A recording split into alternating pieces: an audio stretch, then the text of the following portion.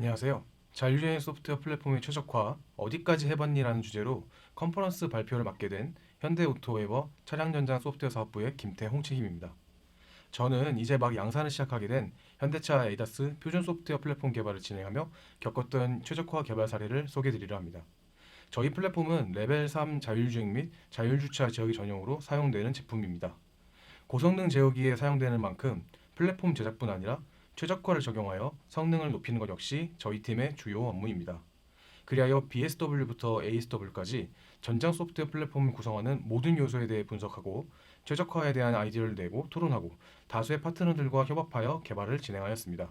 오늘 이 발표에서는 최적화 관련 이슈가 발생한 배경과 이를 해결해 나간 과정에 대해 실제 진행한 실험들을 기반으로 설명드리도록 하겠습니다. 우선 저희 소프트웨어 플랫폼에 대해 생소하신 분들이 많을 것이기 때문에 먼저 저희 플랫폼의 구조와 특징에 대해 간략하게 설명드리도록 하겠습니다. 그리고 최적화 이슈를 해결하였던 사례를 대표적으로 MCU와 AP 부분에서 하나씩 뽑아 설명하는 시간을 갖도록 하겠습니다. 우선 저희 팀이 개발하는 소프트웨어 플랫폼의 공식 명칭이 바로 현대차 에이다스 표준 소프트웨어 플랫폼입니다. 개발 대상인 제어기에 맞춤형으로 필요한 기반 소프트웨어 및 안전 기능 등을 인베디드 OS와 통합하여 배포함으로써 자율주행용 ASW를 인베디드 환경에서 동작할 수 있도록 제공하는 표준화된 소프트웨어입니다. ASW를 개발하는 측에서는 복잡한 인베디드 환경에 대한 큰 지식이 없이도 로직 개발에 주력할 수 있고 실시간 동작성을 보장하는 소프트웨어를 제작할 수 있다는 장점이 있습니다. 첫 부분의 소제목을 집짓기라고 명명한 이유가 있는데요. 플랫폼 개발 과정에서 제일 기반이 되는 두 작업이 바로 전체 시스템 모델링과 스케줄링이며 이 작업들이 마치 집을 지을 때 설계도를 제일 먼저 그리는 것과 비슷한 느낌을 주기에 집짓기로 이름을 지어보았습니다. 자세한 내용을 들어보시면 더 이해가 쉬우실 것 같습니다. 먼저 저희 플랫폼의 구성에 대해 간략하게 소개드리도록 하겠습니다. 레벨 3 이상의 자율주행 및 자율주차 제어기에는 고성능이며 동시 다중 연산이 가능한 칩들이 탑재되어야 합니다. 따라서 저희 현대차 에이다스 표준 소프트웨어 플랫폼은 여러 SoC로 구성된 시스템을 위한 차량용 소프트웨어 플랫폼입니다. 저희 플랫폼은 각각의 호스트들 간의 국제 표준의 공통 RT 인터페이스를 사용할 수 있고 낮은 지연 시간으로 데이터를 공유하는 미들웨어를 탑재함으로써 서로 다른 칩에서 서로 다른 소프트웨어와 동작하면서도 마치 하나의 칩에서 전체 소프트웨어와 동작하는 것과 같은 환경을 제공합니다. 이를 위해 MCU에서는 당사가 기존의 개발에 성공하여 다수의 지역에서 양산을 진행하고 있는 모빌진 클래식을, AP에서는 인베디드 환경에서 많이 쓰이는 RTOS인 QNX를, 이를 서로 잇는 미들웨어로는 TT텍사의 모션와이즈를 택하여 전체 소프트웨어를 통합하고 제공하고 있습니다. 하드웨어를 보시면 MCU로는 인피니언의 오릭스의 트라이코어 시리즈를, AP로는 인텔의 덴버튼, 그리고 TI의 TDA4V를 사용하고 있으며 티어 1으로 현대 모비스와 만도, 그리고 전체 프로젝트를 총괄하는 현대자동차 자율주행 사업부까지 수많은 회사들과 협업하여 개발을 진행하고 있습니다. 저희 플랫폼은 디터미니스틱한 시스템 구조를 채택하고 있습니다. 결정적인이라는 이 단어 뜻과 맞게 전체 시스템을 이루고 있는 소프트웨어 컴포넌트들과 이를 서로 잇는 인터페이스들을 시스템 설계 시점에 미리 모두 결정하는 방식입니다. 우측의 그림과 같이 모든 컴포넌트들을 블랙박스로 두고 서로 간의 송수신 인터페이스만 정리하여서 국제 표준인 오토사 기반의 파일 형식인 ARXML 형식의 텍스트 파일로 만들게 됩니다. 작성의 결과물을 시스템 모델이라고 부르며 이 전체 작업을 시스템 모델링이라고 정의합니다. 이렇게 공통된 표준을 가지고 작업을 진행하게 되면 ASW, BSW, 미들웨어, 그리고 전체 시스템 설계의 관점에서까지 각 협력사에서 담당하고 있는 부분에 대한 작업을 각자 진행 후에 손쉽게 통합을 진행할 수 있습니다. 이는 시스템 설계 및 통합 작업에 대해 서로 논의 및 통합을 거치는 시간 소요를 많이 줄일 수 있어서 자율주행 소프트웨어와 같이 거대한 소프트웨어를 설계할 때 효율적인 방식이라고 할 수 있습니다. 저희 플랫폼은 디터미니스틱한 스케줄링 역시 사용하고 있습니다. 시스템 모델에 정의된 모든 태스크의 수행 시간과 순서를 미리 정해놓고 할당된 타임슬롯에서만 자원을 사용하는 스케줄링 기법입니다. 고정된 시작 시간과 수행 시간을 정해두기 때문에 실시간 수행을 보장하며 특정 태스크의 비정상 동작이 발생하더라도 다른 태스크의 스케줄에 영향을 주지 않습니다. 오른쪽의 그림은 서로 다른 호스트 간 데이터 송수진을 위해서 ASW 및 미들웨어를 스케줄링한 내용을 예시로 한번 든 자료입니다. MCU의 소프트웨어 1번에서 미들웨어에 데이터를 전달하고 이더넷 스위치를 통해 AP로 전달한 후에 다음 주기에서 AP의 미들웨어가 데이터를 받아 AP의 소프트웨어 컴포넌트 1번에 전달하였습니다. AP의 소프트웨어 컴포넌트 1번과 2번은 연계된 연산을 순차적으로 진행한 후에 최종 결과값을 다시 MCU의 소프트웨어 컴포넌트 2번으로 전달해서 후속 작업을 진행한다는 시나리오입니다. 한 프레임은 10ms이며 ASW와 미들웨어를 적절하게 배치하여 다른 호스트에서 데이터를 전달받는데 고정된 10ms만 소요되는 것을 볼 수 있습니다.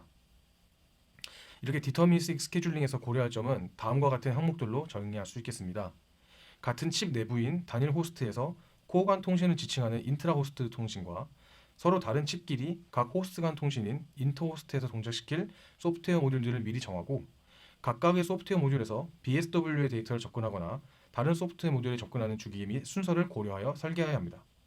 이때 모든 태스크의 수행 시간 총 합이 10ms 이상이 되어 CPU의 로드가 100%를 초과해서는 안 됩니다. 또한 각각의 태스크는 WCT라는 각 태스크가 수행되는 데 소요될 수 있는 제일 긴 수행 시간을 고려해야 합니다. 이 내용은 다음 장에서 더 자세히 설명드리겠습니다. 또한 태스크의 동작 방식을 고려해야 하는데 우선순위가 높고 다른 태스크에 침범당해야 할 포어그라운드와 우선순위가 낮고 다른 태스크에 침범당해도 잠시 수행을 중단했다가 다시 수행을 지속할 수 있는 연산을 담당하는 백그라운드 태스크의 두 종류가 있으며 시스템 설계 단계에서 이런 내용들이 꼭 고려가 되어야 합니다. 앞서 말씀드렸듯이 스케줄링에는 태스크들의 수행 시간을 고려해 배치하기 때문에 일정한 기준을 가지고 시간 배분을 해야 합니다. 그 값이 바로 WCT, Worst Case Execution Time입니다. 해당 태스크가 실행될 수 있는 최대 수행 시간을 기준으로 한다는 의미입니다. 인베디드 환경에서 소프트웨어는 동작하는 시점과 상황에 따라 수행하는 데 걸리는 시간이 천차만별일 수 있습니다. 소프트웨어 모듈의 최대 수행 시간을 계산하는 데에는 정형화된 측정법이 존재하지 않기 때문에 이 값은 보통 실험적으로 얻어지며 오른쪽의 그림과 같이 다수의 측정을 진행해서 정하더라도 실제 동작 환경에서는 더 큰 수행 시간이 소요될 수도 있습니다. 따라서 스케줄링에서 타임 슬롯을 배치할 때 각 태스크들은 측정된 WCT 값보다 조금 더 여유를 두고 배치하는 것이 좋습니다만 10ms 주기로 동작하는 시스템의 특성상 그렇게 하면 전체 태스크들은 모두 배치할 수 없는 경우가 발생할 수도 있습니다. 그렇다고 10ms 기본 주기 값을 늘리기도 쉽지 않은 것이 즉각적인 환경 변화에 대응해야 하는 자율주행 특성상 이 주기가 느려지게 되면 더 큰 문제가 발생할 수 있습니다. 그렇기 때문에 기존 주기를 지키면서도 전체적인 소프트웨어 모듈들의 수행 시간을 줄이는 최적화 작업이 선행되어야 안정적인 스케줄 및 실제 동작을 보장할 수 있습니다. ASW는 모든 통신 데이터의 입출력을 BSW 통해 진행하므로 BSW와 미들웨어의 WCT 값을 할 수 있을 만큼 최대한 최적화를 하는 것이 전체 플랫폼 성능 향상의 키포인트라고 할 수 있습니다. 본 발표에서는 MCU와 AP의 관점에서 WCT 최적화를 진행한 사례를 하나씩 소개드리도록 하겠습니다. 먼저 MCU에서의 WCT 최적화 아이디어 및 적용 사례입니다.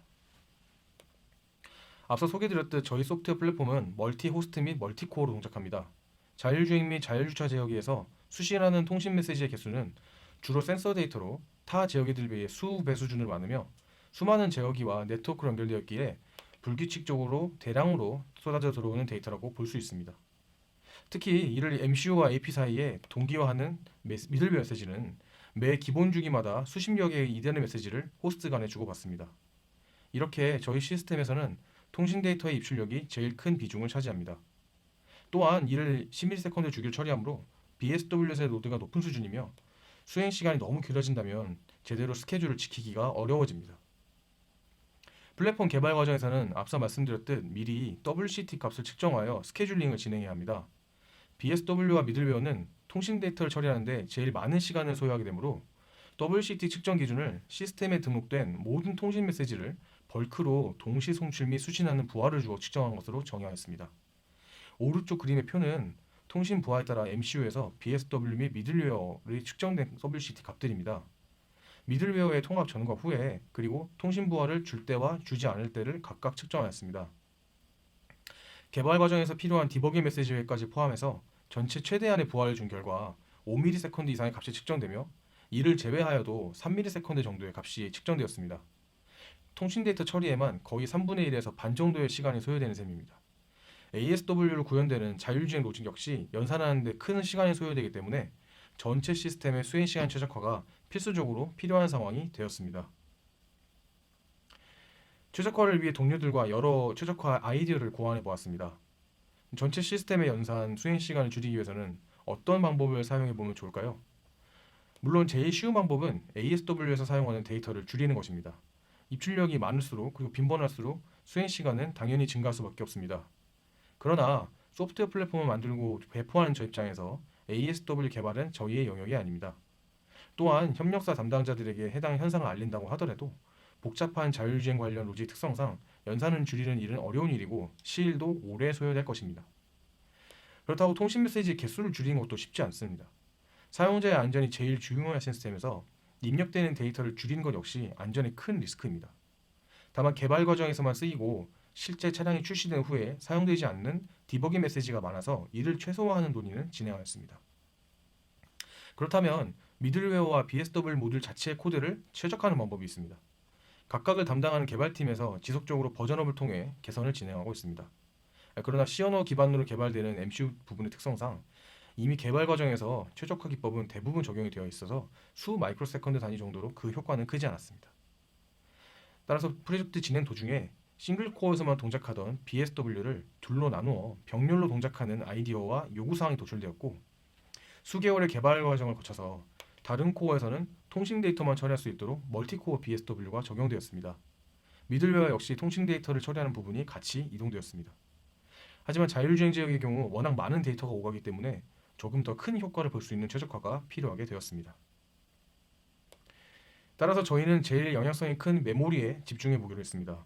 오리스 칩은 다양한 종류의 메모리가 존재하며 코어에서 제일 가까운 메모리로는 그림에서 보시다시피 PSPR과 DSPR 그리고 캐시 메모리가 있습니다. P캐시는 프로그램 코드를, D캐시는 데이터를 임시로 보관하는 캐시입니다.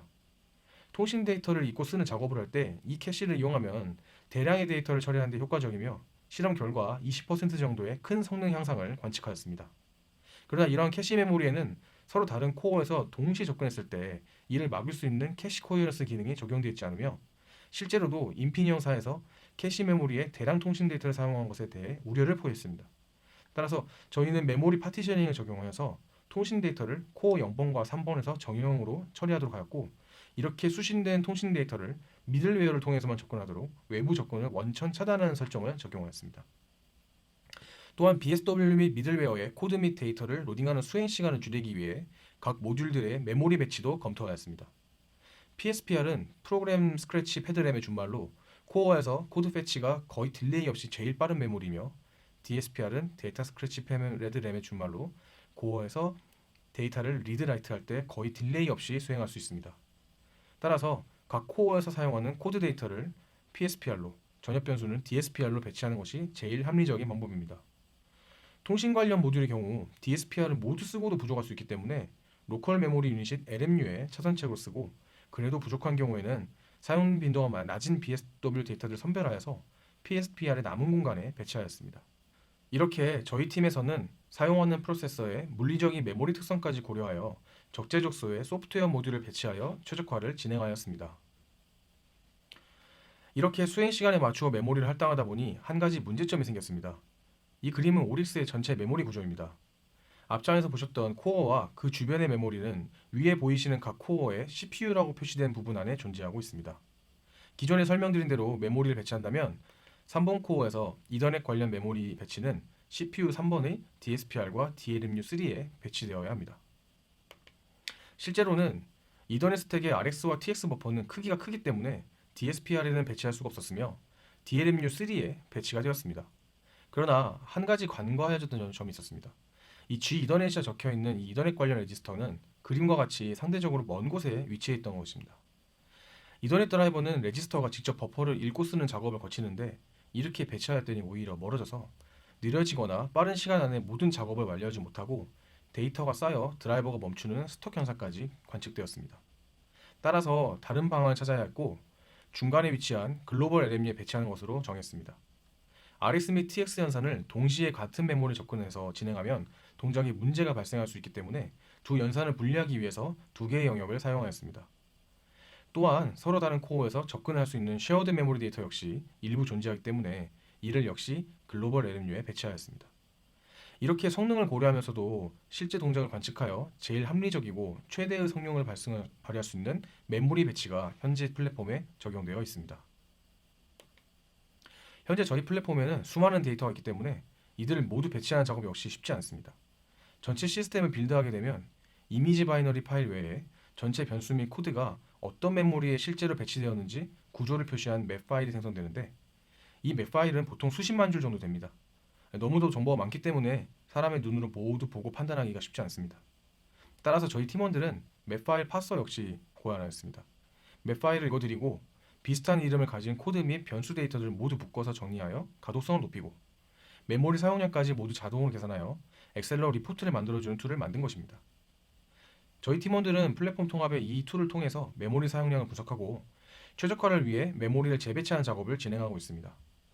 최종적으로 컴파일러가 바이너리 이미지 링킹 시에 참고하는 링커 스크립트 파일인 LSL 파일을 수정하여 실제 메모리 배치를 진행합니다.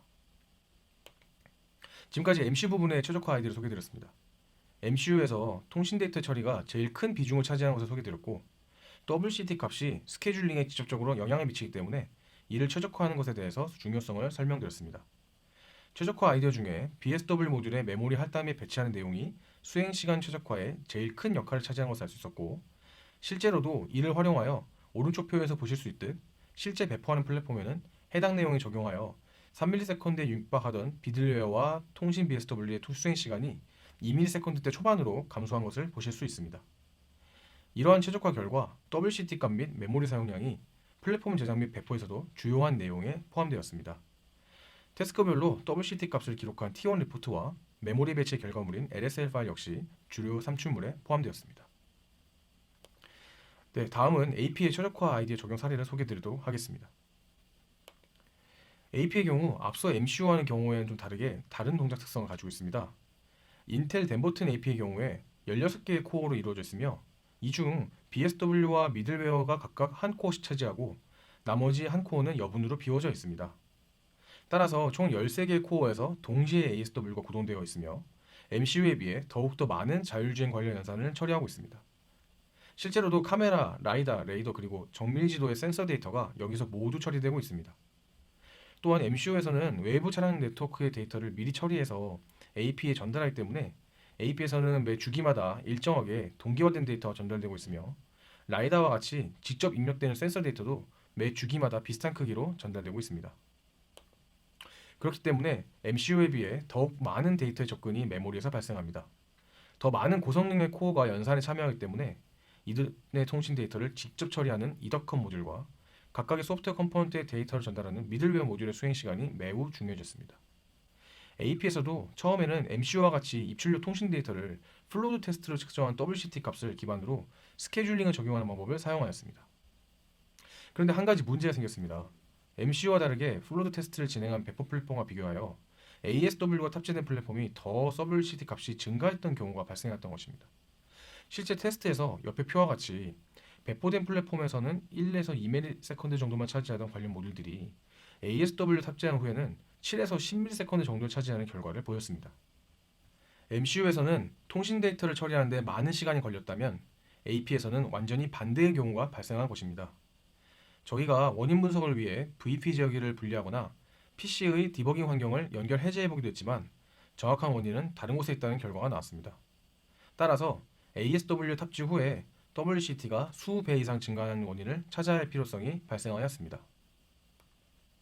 첫 번째로 제어기 외부에서 통신 데이터의 로드를 증가시키면서 그 경향성을 분석해 보았습니다. 대부분의 통신 데이터는 MCU와 미들웨어를 통해서 전달되기 때문에 다른 외부 원인 및 지연 시간을 배제하기 위해서 AP에서 직접적으로 수신되는 라이다 데이터를 기준으로 삼고 그 데이터의 가비지 데이터를 순차적으로 점차 부하를 증가시켰습니다. 이를 독립적으로 측정하기 위해 디버그용 이더넷 포트에 PC를 연결하여 제어기 외부에서 수행 시간을 관측하였습니다. 통신 관련 모듈의 수행 시간이 증가되는 것을 관측할 수 있었으나 큰 변화량을 보이는 것은 아니기 때문에 이런 통신 데이터 외에도 다른 주요 원인 분석이 필요하다는 결론을 얻었습니다. 다음으로 다중코어가 ASW 연산에 참여하는 것과 이 모든 소프트웨어 입출력은 미들웨어를 통과하는 것에 착안하여서 메모리의 리드라이트 실험을 한번 진행해 보기로 했습니다. QNX의 OS 커널이 동작하는 코어 0번에서 memset 및 memcopy 연산을 동시에 많은 양을 진행하도록 점점 사이즈를 키워보면서 측정을 진행하였습니다.